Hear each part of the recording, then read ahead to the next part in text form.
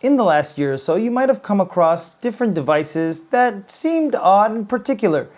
On Reddit, AliExpress, Amazon, YouTube, TikTok, you name it.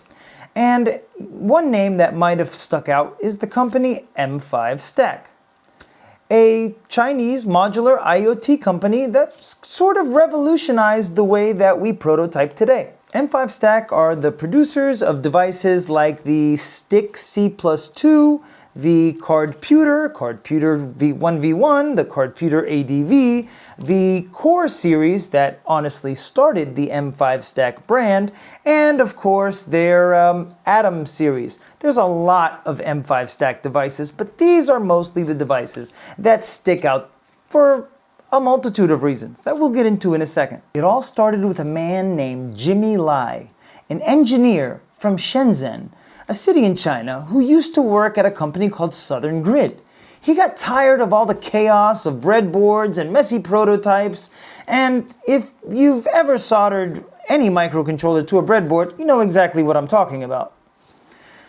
In 2015, he had a simple but brilliant plan. What if building electronics was as easy as stacking blocks, like Legos?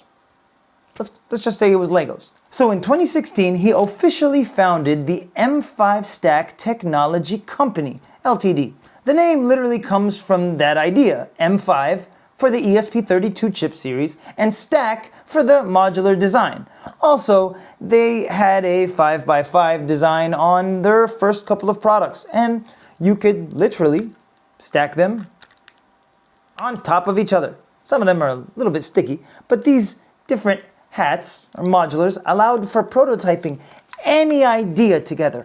Batteries, sensors, you name it. You could build whatever idea you wanted to into a stackable format. That same year in 2016, they joined the HAX Hardware Accelerator, which gave them the push to go from concept to product right in the heart of Shenzhen, which is essentially the maker capital of the world. And fast forward to 2017 and boom, the first M5stack Core series was born. Now, the Core series was an ESP32 powered device with a screen, power management, and expansion ports. And it basically a full dev platform in a tiny, really nicely compact box.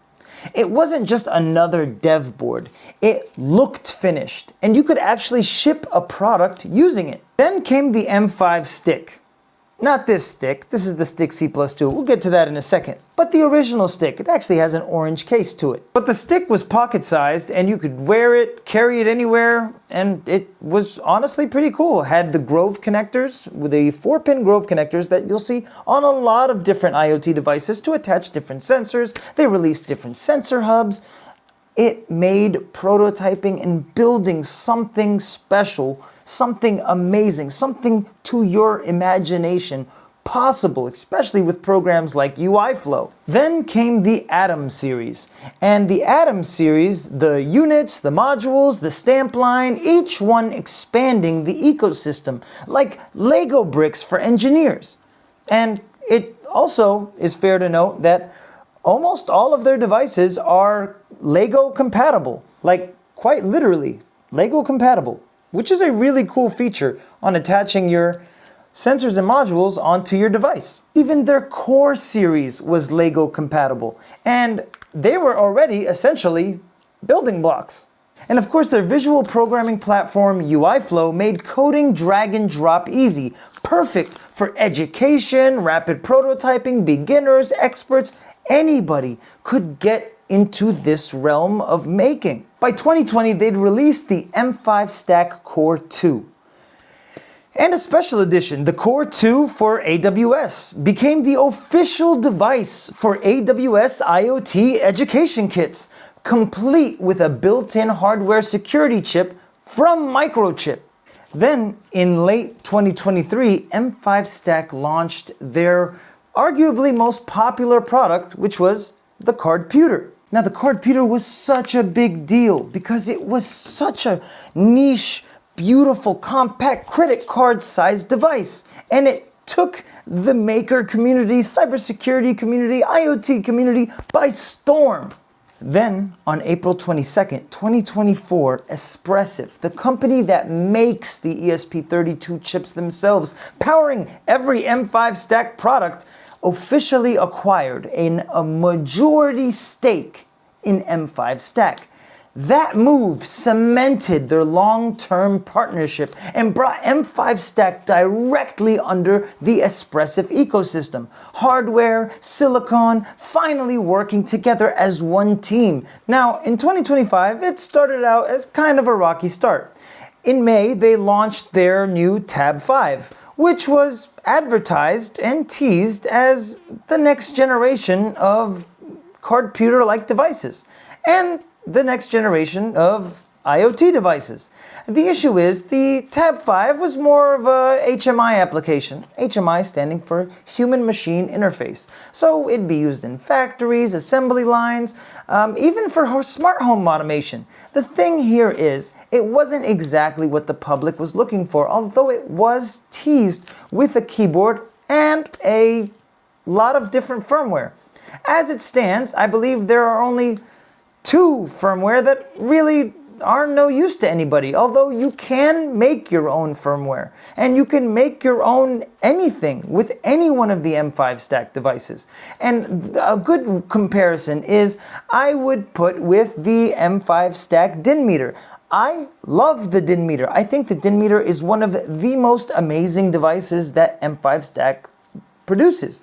The thing here is the Stixi Plus 2 is vastly more successful than the DIN meter, even though I would prefer having a rotary knob that is super clicky, other than 3 buttons that are kind of fragile. But recently, after a long time of waiting, getting teased, different mock-ups, different ideas, and actually listening to the public, M5 Stack produced their card-pewter ADV, with GPIO and a few extra features, which made this, arguably, their best device to date. Now, not only were their devices met with success in their own ecosystem, but the maker community was encouraged to make different boards. Boards for like the Bruce firmware and a lot of different projects. And even us at Valley Tech Solutions partnered with Don and on Tech Labs to produce a board for the Stixi Plus 2 and a board for the card-pewter. And soon, more boards to come.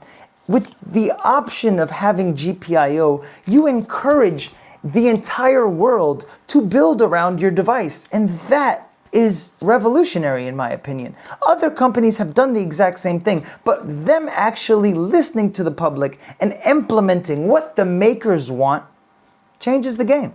Now recently the card-pewter ADV won the Good Design Award at Shenzhen's M5 Stack Open Day, and honestly it's well deserved, showing off just how massive the community has become.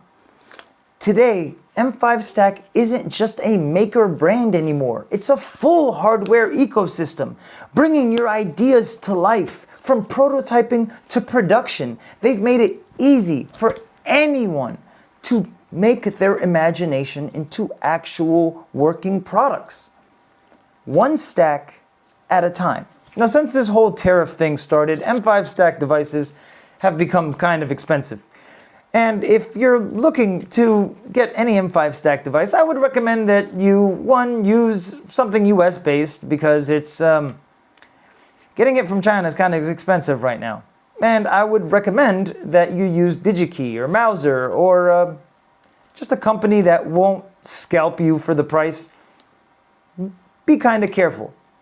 And hopefully this tariff on the maker community will pass, because it is kind of devastating. But that's our history on M5 Stack. Born in Shenzhen, built for the world, and now backed by Espressif themselves, which is kind of revolutionary. If you liked our video, be sure to like, comment, subscribe, and thank you for supporting the channel. And we hope to give you more stories like this very soon. See you next time.